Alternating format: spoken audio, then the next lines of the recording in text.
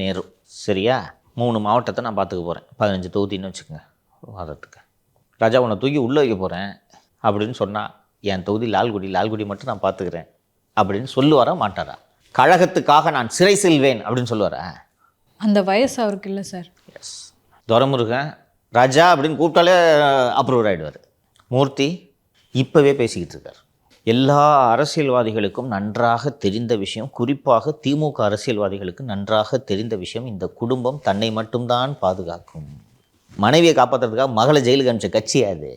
டெல்லியிலேருந்து சொல்லிட்டாங்க, ஃபேமிலியிலேருந்து ஒருத்தர் வேணும் அப்படின்னோடனே அம்மா பாவம்மா. நான் தான் நேரு. ரைட்டா? 5 கட்சி மாறி வந்த ஒரு செந்தில் பாலாஜிக்காக தொட்டுப்பா சிண்டிப்பா அப்படின்னு வீடியோ போடுறீங்க. இது வரைக்கும் நேருக்கிட்ட என்னையா பிரச்சனைன்னு கூட கேட்கல.